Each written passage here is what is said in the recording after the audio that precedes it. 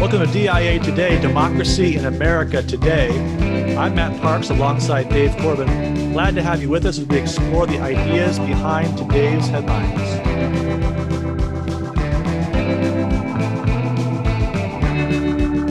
How are you, Dave?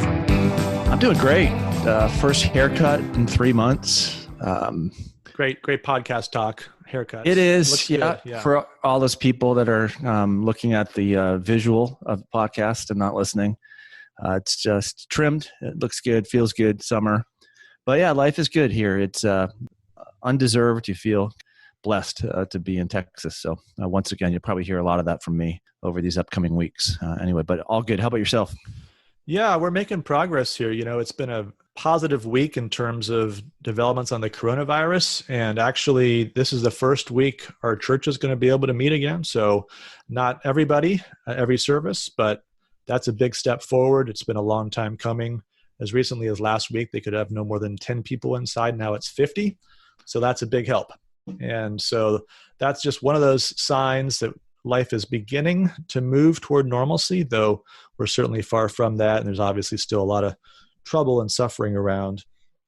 Well, last week we looked at racism, policing, and revolution in light of the killing of George Floyd and all that had followed.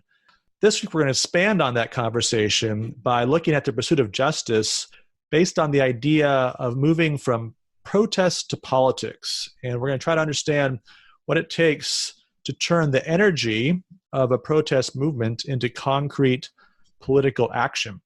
And we can't do that in one podcast, we've decided. We're looking at this over several weeks. So today we're going to focus our attention on some principles for doing that, look at some of the key readings that we think will help us understand that historically and how best to do that. And we're going to begin with some headlines that focus on what seems to be the policy proposal that has the most energy behind it, maybe not the most political support in terms of national leaders, but the most energy behind it is the policy proposal to defund the police. And so perhaps the center of this, the Black Lives Matter movement, put a post up on their website May 30th, says, "We call for a national defunding of police. We demand investment in our communities and the resources to ensure Black people not only survive, but thrive. If you're with us, add your name to the petition right now and help us spread the word." So that was a couple weeks ago, and that movement certainly gained some momentum and energy over the last few weeks as developments have unfolded and as people have been looking for proposals to come out of this. Byron York, writing at the Washington Examiner, his kind of regular column there, asked the question of whether anyone knows exactly what defunding the police means. And it's one of the things, if you look at that petition at the Black Lives Matter website, there's not a lot of detail. There's a suggestion there, obviously, in the second sentence that it involves investment. It involves transferring funds. That was something that was promised by the mayor of New York City, Bill de Blasio, in the last week. Defund the police sounds like abolish the police. And yet there's a lot of nuance that apparently is meant to go along with that, at least in some versions of what defund the police means. On the other hand, in Minneapolis, we have a movement announced by the city council there to, quote, dismantle the police force. And it was the president of that council, Lisa Bender, who announced that on June 4th. She says, "We're going to dismantle the Minneapolis Police Department and replace it with a transformative new model of public safety." Now, meanwhile, in Seattle, we have in the last few days the emergence of CHAZ. Now, I know, Dave, you've gone by the nickname CHAZ at certain points, but that's not what we're talking about here. This is the Capitol Hill Autonomous Zone. The Capitol Hill Autonomous Zone. And there's a USA Today article here that kind of summarizes what's going on in Seattle if you haven't been following this closely. It begins this way. In Seattle, a group of peaceful protesters have cornered off several city blocks and established the Capitol Hill Autonomous Zone, a sort of protest haven where artists paint murals, speakers discuss topics of racial equity, snacks are handed out for free, and virtually no police are in sight. Now, the article continues, President Donald Trump has branded the protest society as a group of ugly anarchists and domestic terrorists. But the city's mayor says Trump doesn't get it. It's a group of people gathering lawfully and exercising their First Amendment right of free speech, says Mayor Jenny Durkin. It is patriotism, Durkin added. The group gathered, here's the kicker, after Seattle police abandoned a precinct in the Capitol Hill neighborhood on Monday and effectively handed the area over to the protesters they had clashed with for days. According to media reports from around the area, the Capitol Hill Autonomous Zone, or CHAZ, has a festival-like energy where people are peacefully gathering and discussing how to better the world in an experiment of a society without police amid calls around the country to defund departments. Wide range of conversation here. Defund the police, abolish the police, establish autonomous zones in Seattle. What do you make of all that, Dave? Well, some people say that I have something that emanates from me that has a festival-like atmosphere. So I've always noticed that around you. There's kind of always a party. Yeah, a little bit of that. But I may return to CHAZ as a nickname, depending on how CHAZ goes, whether free water bottles and all the rest actually produces the brave new world that some of its supporters hope it does. I think, in all seriousness, that a lot of what we're discussing here in these headlines has to do with this artifice, which is policing, and the degree to which policing works in a liberal democratic society and doesn't work. But it also has to do with human nature and the relationship between human nature and human artifice.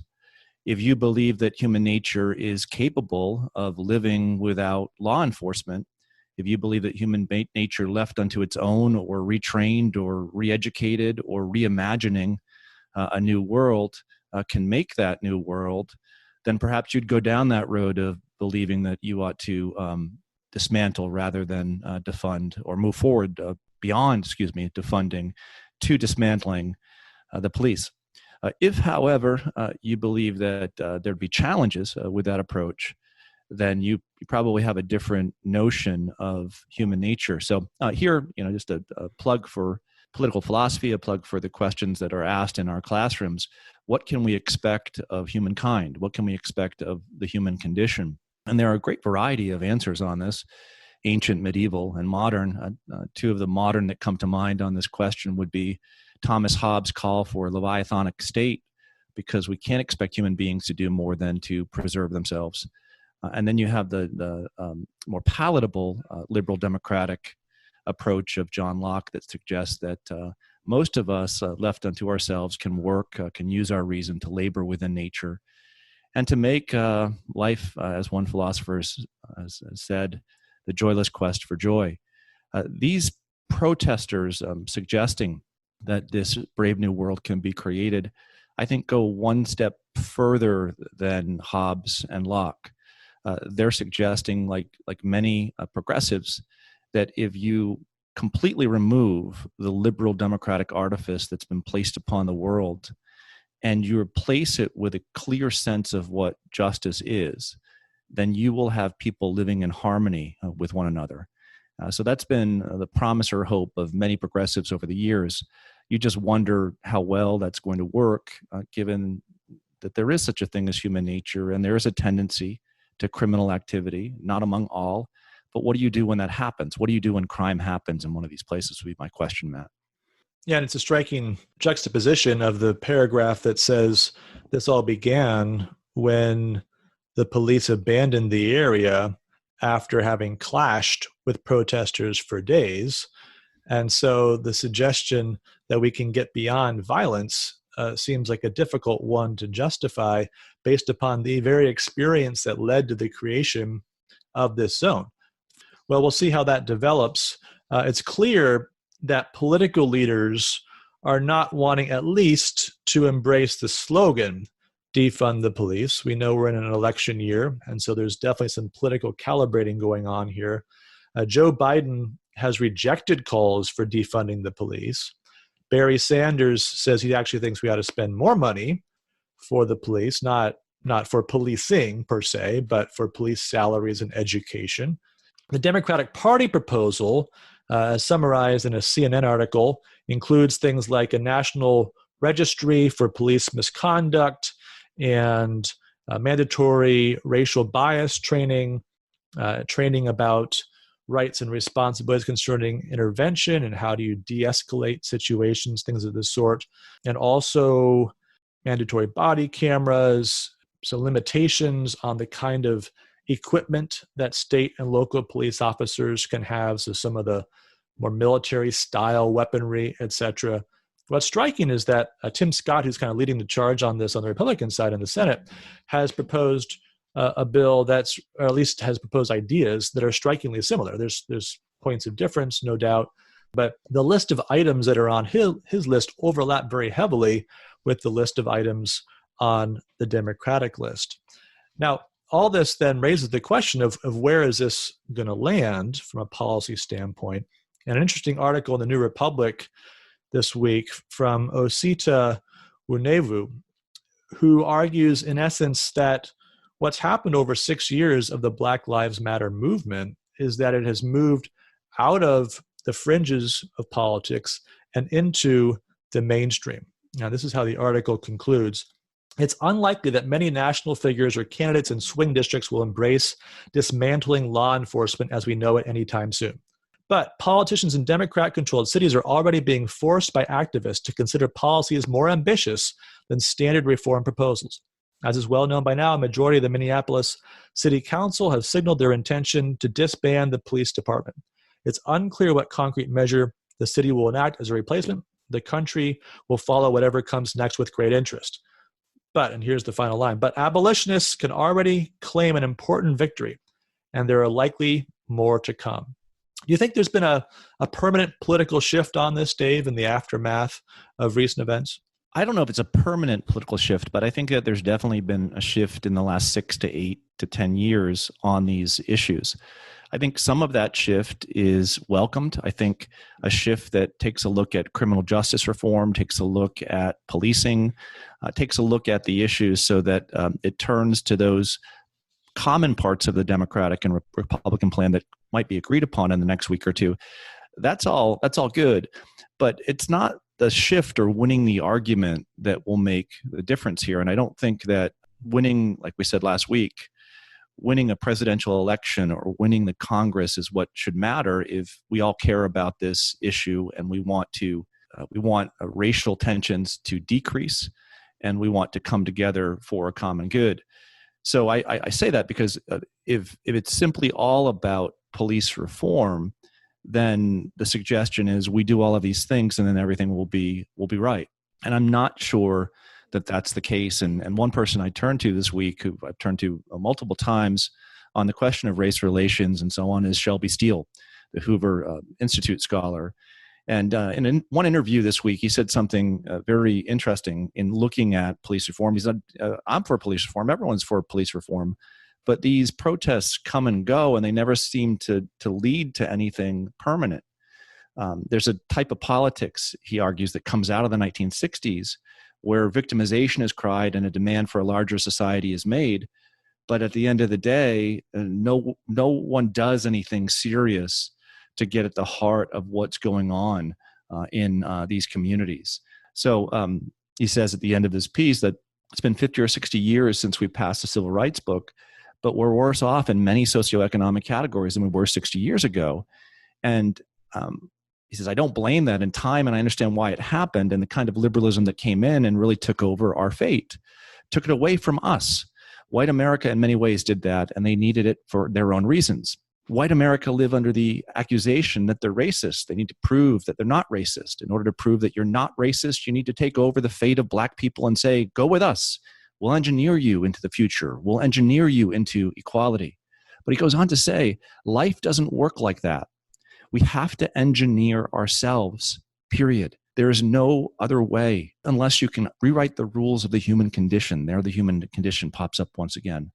There is no circumstance in history where people can, no matter how much guilt they have over the oppressive majority, change the lives of those majority. Steele here, I think, asks us kind of some basic questions. We tend to believe, as people who are involved in policy and politics, that a protest is a good thing, and it often is when you're protesting against an injustice. But we then tend to believe that we have the tools at our disposal, our artifice, to change things, and that we have the power to, as Steele says, engineer a certain result. And what Steele is suggesting here is that result that we want best properly engineered by the people themselves who are affected by these things that are going on in their community. So I mean, we want to turn towards justice, and we want to be kind and charitable to people who want to get there, but we also should ask, are the arguments they're making, are the policies that they're forwarding actually going to get us to the place where we want to go? Yeah, I think that's one of the big challenges that we want to take up in all this, because there has to be room for policy dispute under overarching principles that one has in common. And the fact that one differs on policy can't immediately bring into question whether one agrees in principle. Right? You have to be able to say, no, I know we both will the good.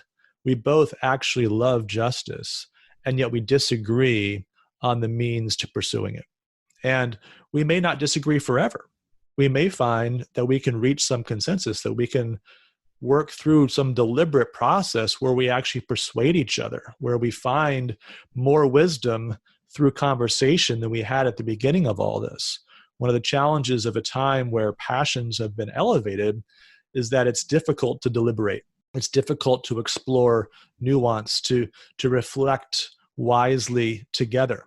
And there's a great need for that, all the more where you have histories of injustice, histories of misunderstanding, histories of tension, suspicion, right? All these things that make the process more difficult. That's the place where we need passion least, right? The passion can drive us, and sometimes we need the passion, right, to drive us to actually appreciate the injustice. My favorite line in Frederick Douglass's "What to the Slave is the 4th of July," after he's made mockery of the idea of an escaped slave orator, statesman, Douglass, defending the proposition that slavery is wrong, right? How absurd would it be for him to go up there and work through the propositions? We don't need that, right? The problem is not that people don't know slavery is wrong. They don't feel that slavery is wrong, that they have to have their conscience pricked in a way that hasn't happened. They've got the intellectual argument down. So there's a place for passion that pricks the conscience, that leads one to appreciate in a more fundamental way an injustice, especially an injustice suffered by somebody other than you. We all feel our own injustices very quickly, very well. No problem on that. But we have a hard time feeling the injustice of others. And so we need something to trigger that. But once that's been triggered, we have to then find a way to channel that into a discussion that can lead through wisdom ultimately to measures that advance the cause of justice with the expectation, given all we know and have said about human nature, that we're not going to be able to engineer some single policy that's going to fix the human heart. And whatever you do about policing, you're still going to have people that want their stuff, and they want your stuff too. And you're still going to have violence where you ought to have conversation and all the rest.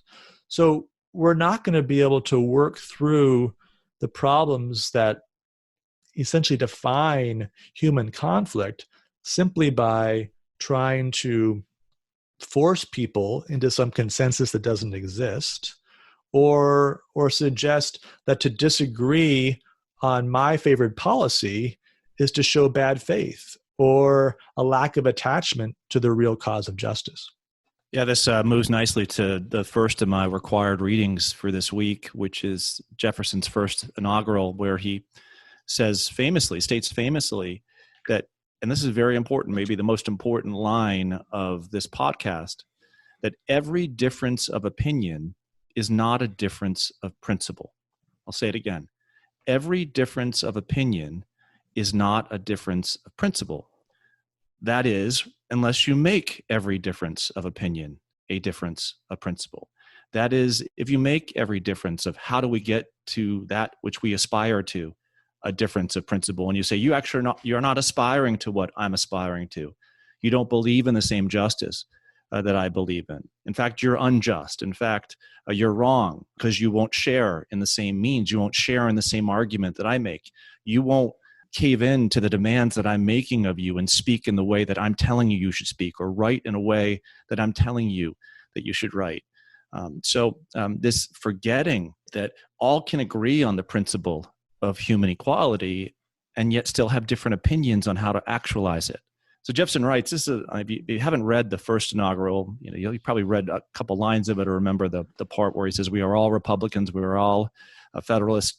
But he talks about the difference of opinion that was very present in the first 15, 20 years of the American founding. Here you had at least two foundings there, a declarational founding and then a constitutional founding 11 years thereafter. And there were many disagreements that certainly upset a good group of people on either side and led people to call each other names. But if it's true, as he says, that we are all Republicans and we are all Federalists, that we will not want to dissolve the Union or change its Republican form, let us do what? Let us figure out how we can work together to achieve that flourishing that we want. And Jefferson's words were true in 1800. They're as true in 2020. We need to not think that because I believe in a different way to get to that goal, that I don't believe in that same goal as you. And let me give a second reading for this week that I think kind of works hand in hand with what Jefferson's arguing. And it's the argument that Bayard Rustin makes in the 1960s when he writes that we as African Americans and those supporting civil rights, we have to learn how to move from protest to politics. How do you move from protest to politics? So how do you rightfully protest with passion, as you just mentioned, and then do what? And then turn it into a type of politics where there is give and take, and you can affirm with another who may disagree with you a little bit on some sort of means that get you both to where you want to go. So I'll just quickly read some key passages from this great essay by Rustin. One of the things that he argues is, what is the value of winning access to public accommodations for those who lack money to use them?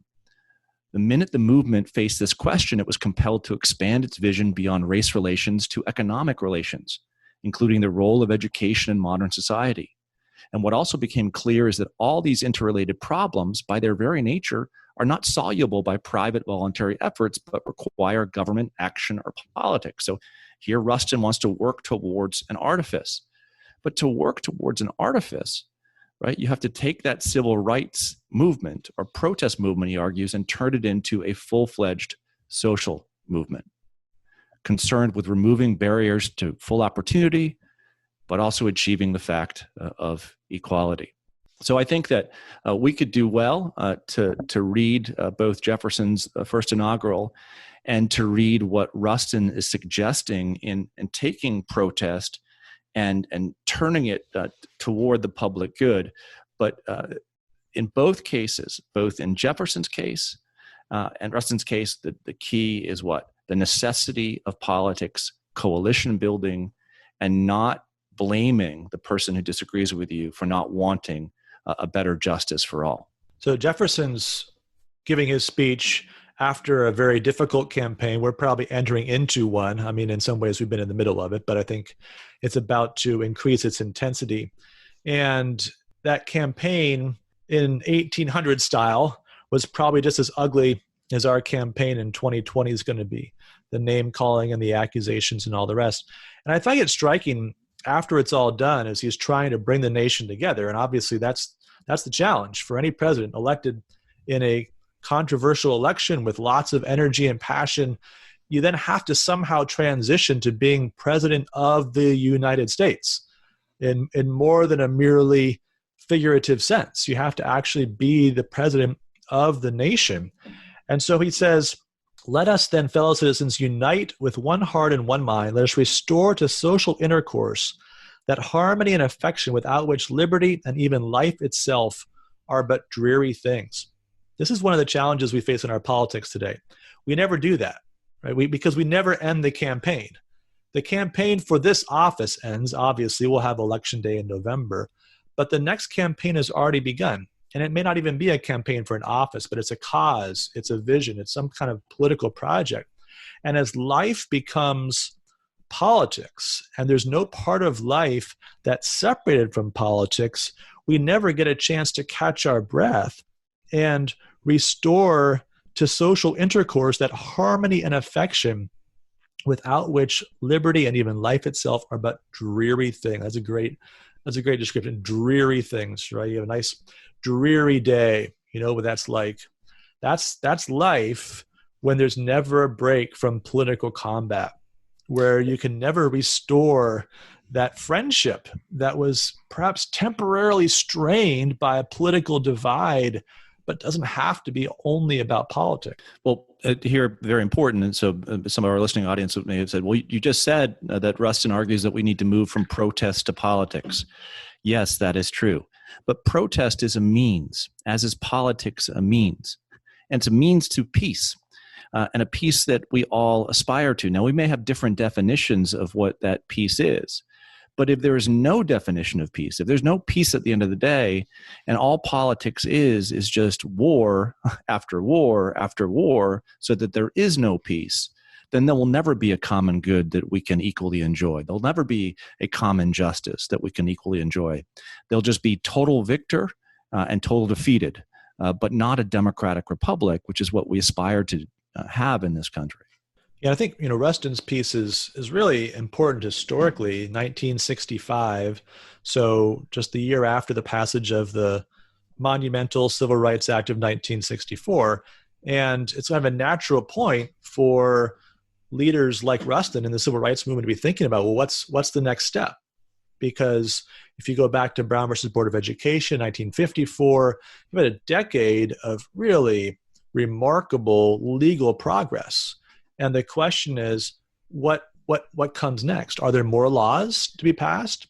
And if there are, what kinds of laws? And Rustin's argument is that those laws are primarily laws that concern economic things, that it's a new kind of argument that's going to have to be made. And he's calling for really a reconstruction of the American economy. He doesn't try to minimize the significance. He calls it revolution. And yet he's a pacifist. He doesn't mean violent revolution.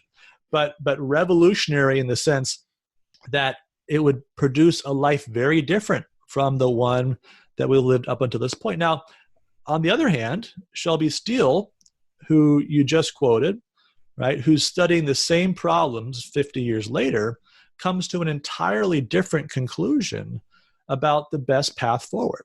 So what do you do with that? Well, if we take Jefferson's advice, you say, well, okay, let's recognize we have two people of good faith who are going to have to work to reason it through. And one of them may win the argument this day and a different one win the argument that day. And neither of them will probably be happy with the actual political result. That there has to be room for that debate among people of good faith without the immediate questioning of motives, without the immediate challenging, well, you're not really sincere if you don't adopt my particular vision of the pathway to justice. Yeah, I think also, Matt, I mean, I don't want to speak for both of them, but I would say that I am convinced in reading their writings that both of them would give a careful reading of each other. Both of them would pay that charitable respect to the argument being made to the other, and both would pay the most ultimate charitable respect, and that is, while they may disagree with one another on how to get there, they wouldn't use a slogan to defame the other. They would suggest an alternative. They would be probably more willing to engage in an argument with one another, realizing that argument, that debate, that dialectic might lead people listening to become better citizens. And that's what we need today. And we don't see that much of it in our political discourse in 2020. And it's one of the challenges that surrounds the use of the phrase Black Lives Matter. So really, we have three different ways in which that phrase is used. One is as an ethical principle, that every person of goodwill ought to unquestionably affirm. Secondly, as a political phrase. And then thirdly, as an organization. And so the difficulty is that if to believe the ethical principle requires you to affirm all that the organization affirms, well, then we're going to have a hard time looking at people with charity when we might come to a different conclusion about the best pathway forward on policing. If you look at the Black Lives Matter website and you look at the things that they believe, they have controversial views on a number of questions that go beyond civil rights, or at least go beyond the specific questions surrounding the case of George Floyd and policing. They've got views on gender and other topics that are matters of public debate that a person could very easily dissent from without in any way dissenting from the ethical proposition that Black Lives Matter. And so again, this is the challenge of our politics, because we do politics 140 or 280 characters at a time, and we have the social media mob ready to pounce whenever it looks like somebody's broken outside the acceptable boundaries. We don't actually explore the differences, right? The differences that we're required to really appreciate when someone speaks. Are they actually saying something that is grossly offensive? Are they actually dissenting from an ethical proposition that I believe is fundamental? Or are they, like is very, very common in political life, simply dissenting from a political program that is a matter of controversy, a matter of reasonable debate, and one that can quite fairly be criticized, and against which there might be good arguments brought to bear that could perhaps even be persuasive to people in the Black Lives Matter organization. They may in fact change what they believe in response to argument, right? This happens to party platforms all the time. Organizations change their visions. Why? Because people persuade them. So there can't be one doctrinaire position on every single question, even while you have the universal affirmation, or at least we expect the universal affirmation of the ethical proposition that Black Lives Matter. Yeah, we want to, and I just close this segment by saying, and to turn back to Jefferson's Inaugural, we definitely want, and we're involved in politics, we want to win the argument. And Jefferson said, the will of the majority is in all cases to prevail, but that will to be rightful must be reasonable. So what we'd hope for in our politics is not simply that you'd win an election, but that you'd win over a majority reasonably. And I think to win over a majority reasonably takes charity for the other side, for the other argument. And I hope that as we move forward in the second and third discussion in the next 2 weeks on pursuing justice, that we'll see some of the limitations that are there in trying to pursue winning over a reasonable majority, and some of the impediments that are there as well. Yeah, just a few concluding thoughts on some biblical wisdom that might guide us as we look forward to that further conversation. You know, when I think about issues of justice, the book that comes to my mind especially is Amos. And the opening chapters of Amos, this really powerful indictment of the injustices of the nations that surround Judah and Israel, and then Judah, and then finally Israel. And you can imagine them, rah, rah, yeah, that's right, go after those Syrians, go after those Edomites, the Moabites, the Ammonites. Yeah, let's talk about all their injustices.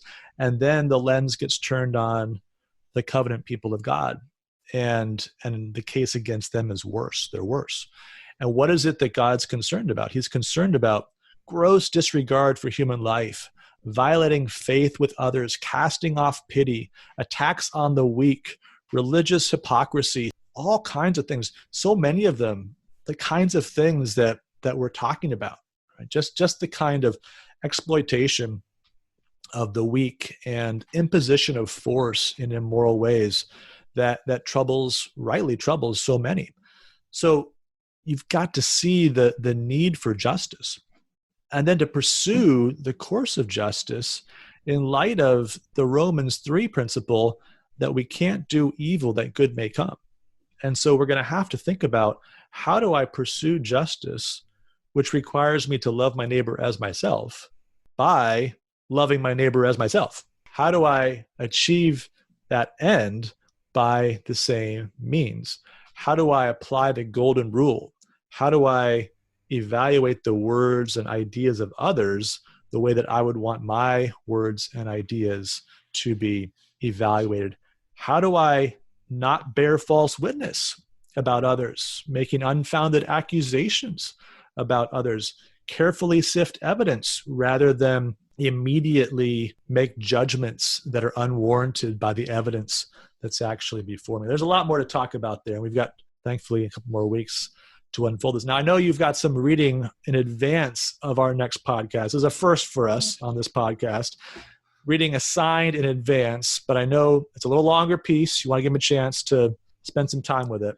Yeah, it's a good 30-minute read, but I think that it's well worth the read for everyone. I just came up about a day or two ago. It's in the journal National Affairs, and the title of the piece is called The Erosion of Deep Literacy, and it's written by Adam Garfinkle, and it's just a really interesting take on how changes in technology, science, and literacy change the way that public discourse works by changing the attention that we can pay to arguments.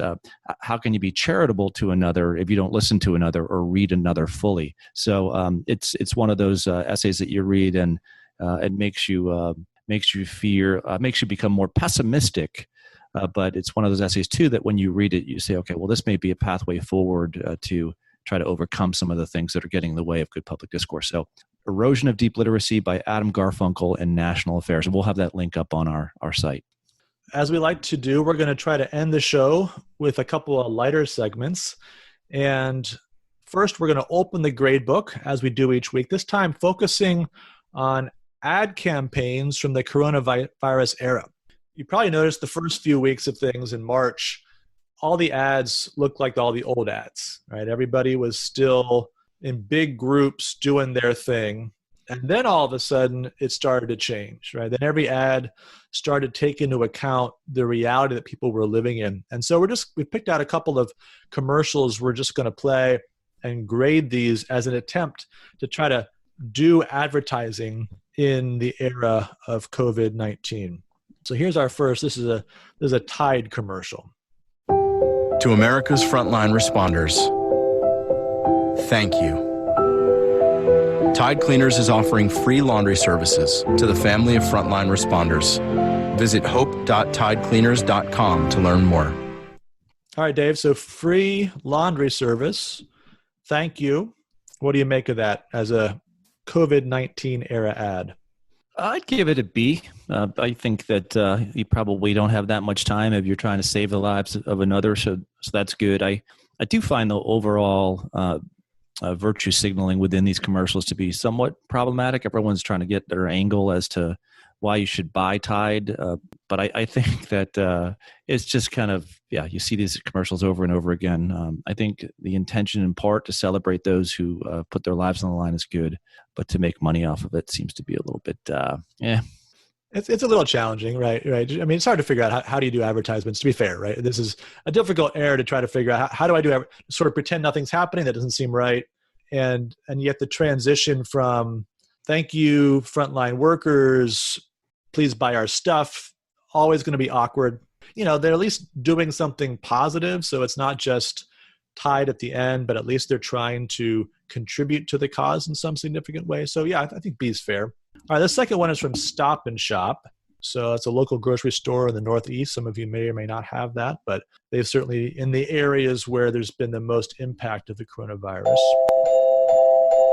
I want to know that my children are going to be safe. Try to minimize the amount of people that are leaving your home. Please keep your distance at least 6 feet away. Please wear a mask. All these little things have an effect. This will help you, everyone in your community, and this helps the country, and this is helping the world. Thank you.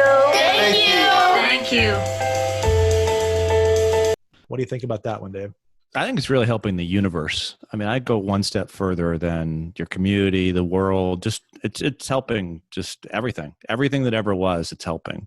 I think this is where these commercials tend to go a little bit too far. They tend to be a little too school marmish. So probably I'm going to give this one a C-. When virtue signaling becomes kind of a slogan that doesn't really make sense at the end of the day, then it kind of loses its creed in my eyes. Yeah, not great to feel like you're being told what to do by your local supermarket.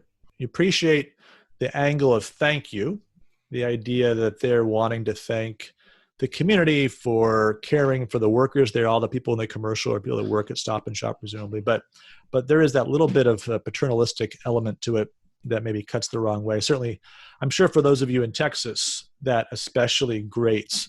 We here in New York don't mind being told what to do quite so much, and so it may not be quite as big of an issue for the Northeast where Stop and Shop's located. But listen, Matt, you know I'm from New England. You know I'm a Patriots fan, and you know that I would never shop at Stop and Shop. Market basket all the way. It's got to be market basket. Very good. Well, that's an important caveat. So maybe if you're a Stop and Shop fan out there, you might take that into consideration when you rejudge Dave's grade there. C- may be influenced by his sports allegiances more than by the commercial itself.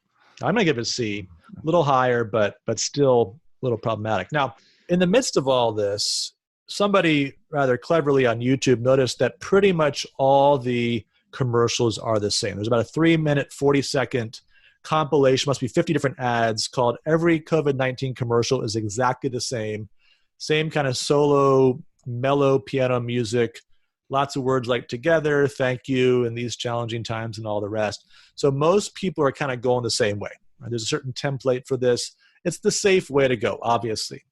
Whether we give it a high grade or not, you're not going to have people who are demanding the jobs of CEOs and advertising execs over ads like these.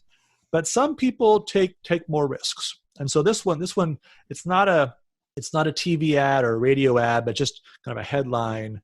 But this one kind of caught my eye as a little bit more of a risky approach, but maybe you can appreciate that. So here, Arby's says, in these uncertain times, we have the meats, right? So we have the meats, but then let's just kind of fit in the COVID-19 era with that. In these uncertain times, we have the meats. A+. Love it. Yeah. Now, to be fair, the A+ actually has to go to the Babylon Bee. That's the hidden truth there. Arby's didn't actually do that. So if you're ready to start the letter campaign and you want to call for the CEO and the ad exec, please don't do that. I hope you didn't turn off the podcast the minute we said that and start firing off letters and tweets. It was a joke. Okay. It was a Babylon Bee joke. I think a very funny Babylon Bee joke. But that's satire. It's okay, do satire. And so, yeah, this is sort of the limit case here, right? Tack in these uncertain times on the front of any catchphrase, and you've got your bases covered. But to be honest, right, I mean, we do need the meats. This is one of the things we're all missing in the Northeast. You can't get out. You can't go. Every time you see a commercial with one of those big juicy hamburgers or roast beef sandwiches, yeah, I'm craving that. Going to Black's tonight for brisket. So anyone who's listening to this show, you're always welcome to come down to Canyon Lake, Texas and join us for such a meal. We have the meats. You know what, Matt? In these uncertain times, democracy in America today. That's what I have to say. There you go. That'll be our new tagline moving forward. So our final segment is always what we call the Tocqueville's crystal ball, where we make a prediction about the week to come. And it's a little competition. We go back and forth, and whoever wins gets to pick the category for the next week. So last week was our first tie. The first 2 weeks I won pretty clearly, let's be fair. Last week was a tie. We were optimistic. We were trying to project good things that would happen in the week to come. And Dave projected the further opening of the country from COVID-19, which certainly happened. I projected that the rallies and protests wouldn't lead to a big increase in cases of coronavirus. So far, that's been true, at least in New York City. So they're still down about 25% the last week from the previous week. So there are individual stories about people that seemingly contracted COVID-19 at those rallies, or National Guardsmen who did that while they were overseeing things. But it doesn't seem, at least as yet, to have caused a significant increase. We'll hope that continues to be the case moving forward. So this week, we're going to go back to sports, one of our favorite things to talk about and to project. And since we were both actually born in England, we're going to mark the return of the Premier League on Wednesday with predictions for the two matches that are kicking off the resumption of the campaign. So we've got first Aston Villa at home against Sheffield United. Of course, two of the three promoted sides this year, and really going in very different directions. Looks like Aston Villa is on its way back to the championship, 19th place in the table. Sheffield United, meanwhile, is the surprise team of the season, has a real possibility of qualifying for at least the Europa League, even an outside shot at the Champions League next year. So two teams motivated to win this match. Who do you have, Dave? And what's your score? I haven't won one of these yet, so here's what I did this week. I spent exactly 7 minutes trying to do some research on Premier League soccer. Okay. And I came up with the following, which I think will help me this week. Certainly the villains, or I should say Dean Smith's villains, are the underdogs heading to Sheffield United and playing the Blades. But they have called up Louis Barry, who some call the best 16-year-old football player in England. I'm going to call for a surprise here. I'm going to say the villains are going to win away. They're going to put themselves out in a better position in terms of going down to the championship, and this will be the sign of things to come as the villains bring young players onto their club to try to re-energize their effort. How's that for some research? Okay, well done. Well done. I think you're talking the lingo. It's almost credible. So you got a score for us? I'm going to say I'm going to say it's going to be a draw, but a draw will be good for the villains. Okay. And I'll say that I'll go even further and say Louis Barry will score a goal in his debut.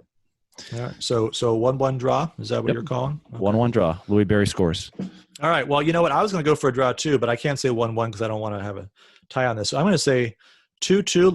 They'll open things up just a little bit. We'll get a goal from, I'm going to say Jack Grealish, the old captain of Aston Villa, who may be moving on to greener pastures as a lot of teams attracted to him. And I'm sure he's not eager to go down to the championship again. So Aston Villa needs to win in order to keep Jack Grealish. I think he scores and ends up 2-2 draw. Neither team super satisfied with the result, but neither entirely disappointed either. Okay, so our second. Hold on a second, Matt. Sorry. I will note, just so I note that I've done more research than you, that the villains have given up 2 goals a game. So you may have something there, but I think they're going to tighten things up. They like to play that open, attractive style, and I think they're going to tighten things up, and 1-1 will be the score. Okay, all right, fair enough. Our second match, near the top of the table, we've got Manchester City at home against Arsenal, North London's worst.